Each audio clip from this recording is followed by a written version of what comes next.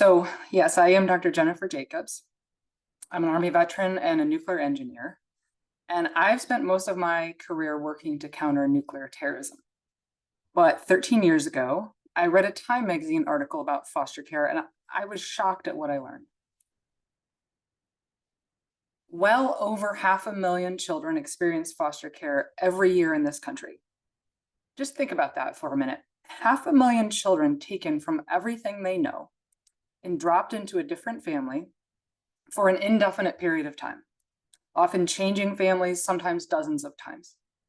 If you think about that happening to your own child or to a child you know, can you imagine the damage that would be done? And with that in mind, you may not be surprised to learn that children in foster care experience PTSD at twice the rate of returning war veterans. As I learned more, I found that some of the reasons children and families are kept separated, often for years, are really kind of boring. Resource limitations, outdated technology, bureaucracy. But in that article, I also noticed a similarity in what foster care professionals needed to do to find families for the kids in their care, and what I already knew intelligence analysts do to find and track terrorist networks. Both need to find and visualize information about networks of people. The difference is just that one centers around a terrorist and one centers around a child. Because they are similar processes, it seemed like they should have similar tools. They're two vitally important missions, but one has multi-million-dollar software, and the other, it turns out, is doing the same work with Post-it notes. That didn't seem right to me.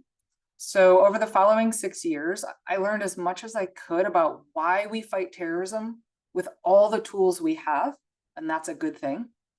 But we don't fight for the futures of the 500,000 plus children in our own foster care system. Eventually, my co-founder and I realized that if we wanted those tools to exist, we would have to build them ourselves. So we did. Our software helps social workers build out a family map. It's like a family tree, but more flexible. And it searches the internet and finds publicly available phone numbers, emails, and other contact information for each person. And then it imports that directly into the family map. The cloud-based transparency of our software helps social workers work as a team, which, as veterans know, is crucial to success. Our software works. Connecting children to their families works. We now have over 2,000 users, and we've served over 18,000 children in 11,000 families. We find an average of 35 connections for each, and these are for children for whom social workers often believed there was no one. So let me tell you about one of them. Abby lives in Kansas. She had spent 7 years in foster care and had lived in 36 different homes or facilities. Can you imagine that? It means she moved every 2 to 3 months and moved not just homes like a military family moves, but moved actually into different families, different people, different rules, different personalities and quirks, often different schools to try to fit into, try to survive in, and then start it all over again 10 weeks later. And you won't be surprised, I suspect, to learn that Abby was withdrawn, depressed, and angry. After 7 years of this, Abby's case was finally assigned to a specialist named Sue, who uses our Connect Our Kids tools. Within minutes, Sue found 6 family members that Abby had been disconnected from for 7 years. One of them was her grandfather, who was so relieved to finally have someone reach out to him about Abby because he'd had no way to contact her. She's ours, she said. He said, she's ours. Let us take care of her, he said. And he called a family meeting.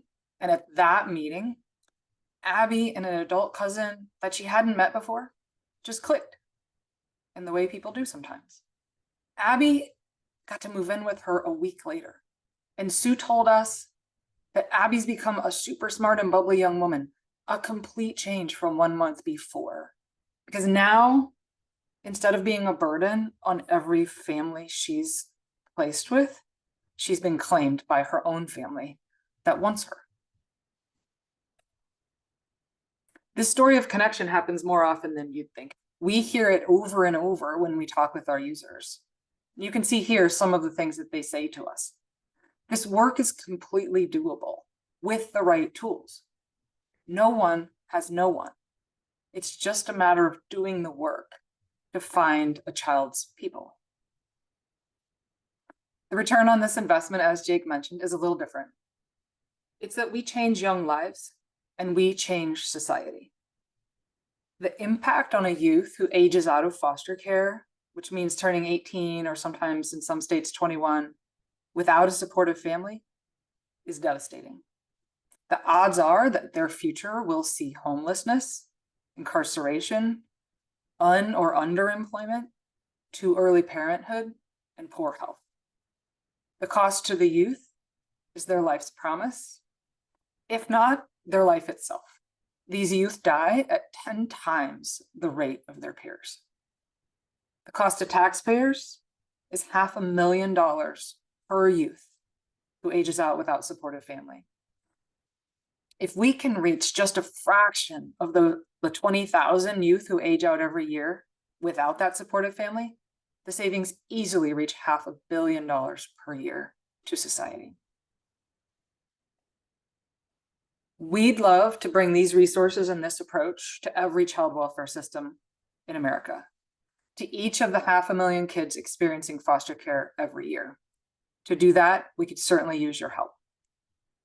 If you could think about the 2 to 3 people you know that I need to meet and introduce me to them. Maybe judges in the family court system, legislators, advocates in the child welfare space, individuals leading schools of social work at universities. And we are especially looking for businesses, foundations, or individuals with a heart for children who are looking to make an incredible difference. And yes, one of the impactful ways that you can help us is through a financial gift. On average, it only costs us about $500 per child that we help connect a family, which seems like kind of a bargain, I think. Because you know as well as I do that there are a lot more Abbies out there, and we can either look away while they continue to spiral down a path of disconnectedness and rejection, or we can help them shift their whole life's trajectory by making that phone call happen. She's ours. Let us take care of her.